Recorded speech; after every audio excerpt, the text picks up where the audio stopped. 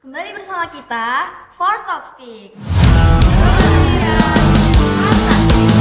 Dan di sesi talk show kali ini kita bakal bahas sebuah topik yang lagi viral, lagi hangat, yaitu tentang isu toxic relationship. Dan tentunya dengan topik yang berat ini kita bakal bahas bareng teman-teman yang mereka ini bakal memberikan opini, pendapat, atau bahkan solusi dari berbagai sudut pandang. Nah, sebelum itu teman-teman mungkin kita bisa perkenalan dulu kali ya. Halo semuanya, aku Najwa. Halo semuanya, aku Ditra. Halo semuanya, aku Angel. Halo semuanya, aku Tiara. Halo semuanya, aku Rama.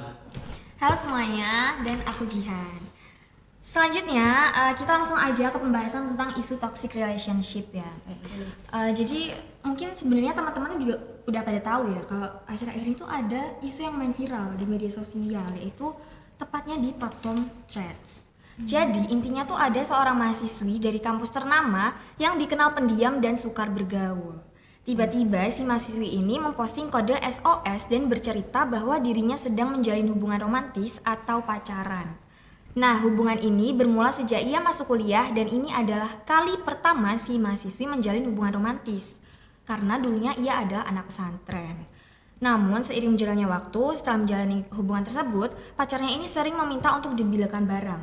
Bahkan meminta untuk berhubungan intim dan direkam dengan dalih arsip pribadi. Dia tidak bisa menolak dan merasa terjebak karena ancaman dari pacarnya, atau dengan kata lain, si mahasiswi ini sedang terjebak dalam hubungan yang toksik. Wah, cukup berat juga ya. Tapi kalau dari tanggapan teman-teman ini gimana sih? Kalau dari aku, mungkin ini dari kasus yang viral ini itu udah jadi awal yang baik dari korban gak sih? Karena dia berani speak up Iya kan. sih. Udah memberanikan diri banget. Iya, ya. karena dia juga dari kampus yang ternama, jadi nggak mungkin nggak ada yang notice dia. Dan ini juga udah banyak yang nge-reply dari tanda SOS yang itu udah kita tahu semua kalau itu tanda yang urgent, dan dia udah ngasih kronologi jelasnya di thread-nya dia. Dan menurutku orang-orang di sekitarnya pun harusnya care sama dia ya, karena harus adanya komunikasi antara si korban dan juga orang-orang di sekitarnya untuk menyelesaikan masalah ini.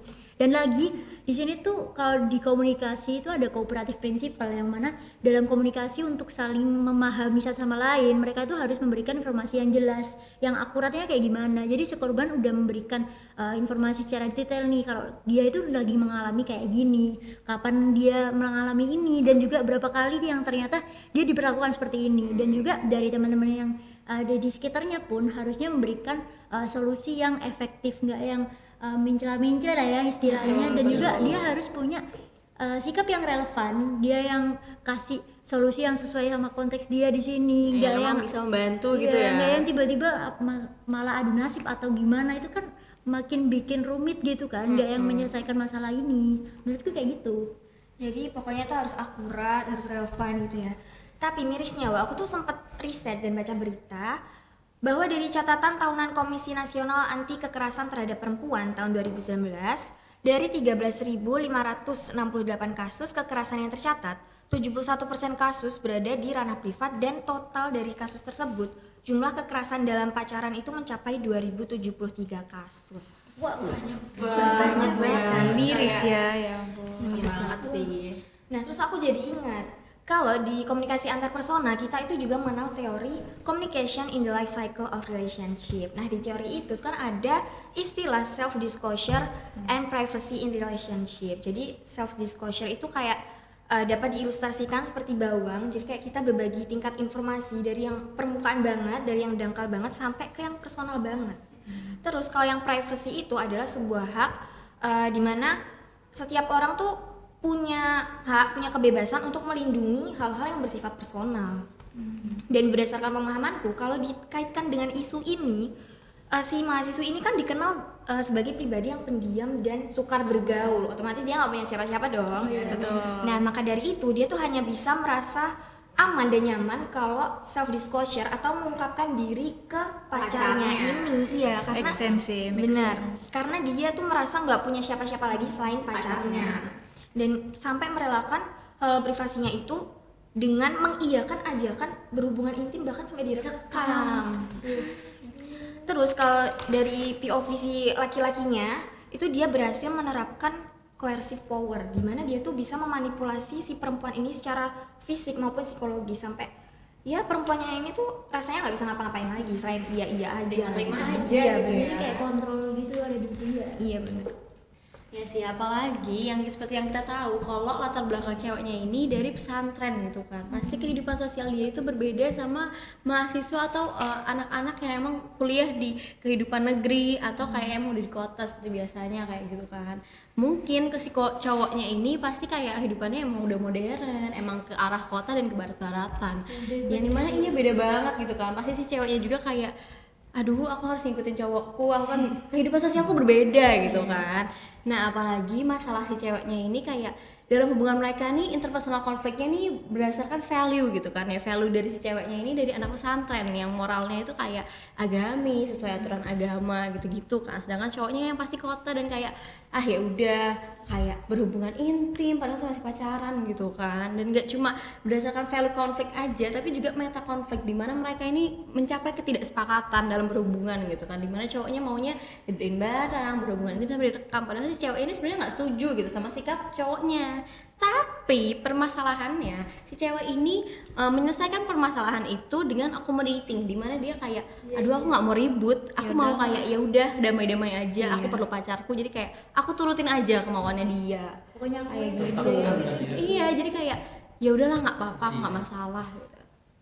Iya, kita juga nggak tahu sih sebenarnya latar belakang si perempuan dan laki-laki ini gimana. Mungkin mereka dari latar belakang keluarga dan pertemanan yang berbeda, sedangkan yang perempuan ini berasal dari latar belakang budaya yang keluarganya itu strict atau menyuruh dia itu harus nurut gitu untuk apa-apa yang diperintahkan. Sedangkan yang dari keluarga laki-laki mungkin berasal dari keluarga yang dan lingkungan pertemanan yang bebas, yang terserah kamu mau lakuin apa aja, yang penting kamu jaga dirimu gitu. Yang penting terserah kamu bahagia gitu. Nah tapi kita nih sebagai individu yang banyak bertemu dengan orang berbagai macam latar belakang budaya, kita harus mengimprovisasi kemampuan sosiolinguistik kita untuk mendukung kita dalam Kehidupan sosial gitu ya, dalam supaya tidak culture shock, supaya tidak tertekan dengan adaptasi ya benar-benar budaya-budaya baru gitu, supaya kita juga bisa menyuarakan pendapat kita, speak up gitu. Ini mirip loh, kasus di sekolahku dulu berarti. Iya, beneran. Jadi ini kayak tapi perbedaannya cuman ceweknya ini yang lebih ruwet kan. Iya, kebalikannya. Iya, lebih ruwet. Jadi ya aku sebagai temennya ya, temen cowok kan, temen deket, aku ya berempati kan pastinya. Ya membantu temanku ini biar apa ya nggak terjebak di cewek itu loh. Nah, jadi aku ya berempati mendorong dia untuk menjalani kayak layanan dari korban kekerasan ya, dan konseling juga dan ke pihak sekolah juga. paling penting deket iya sih, paling penting empati dari teman sih, apalagi Ya. kayak cinta tuh bikin buta gitu kan. Rasanya untuk membantu kayak kita sebagai teman harus mengingatkan Sebelum gitu ya. terjerumus mendalam. Iya, Harus bagus disadarkan. banget sih itu teman yang baik banget sih.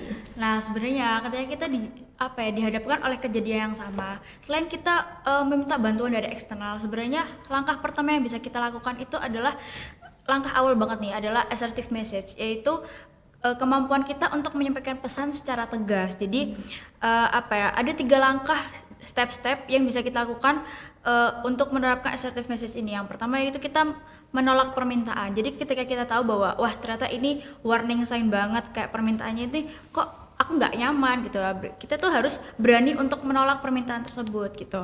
Lalu kita tuh juga harus mengeluhkan bagaimana kita diperlakukan gitu, karena biar supaya tujuannya itu supaya pelaku tuh tahu bahwa kita tuh nggak nyaman dan kita tuh nggak suka diperlakukan seperti itu gitu. Dan juga kita harus meminta perubahan dalam perilaku problematik yang dialami oleh pelaku itu, karena biar kedepannya ketika dia melakukan kegiatan sehari-hari itu tidak menimbulkan kerugian baik itu untuk diri kita lagi maupun kepada orang lain seperti itu. Bener banget sih.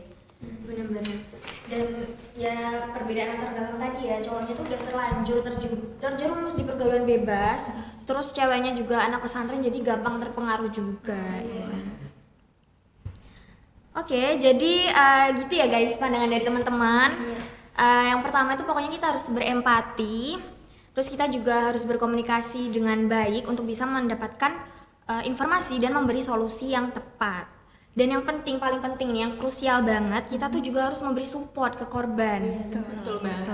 Dan serta semoga kedepannya lagi tuh kita nggak ada kasus yang serupa yang seperti ini kedepannya.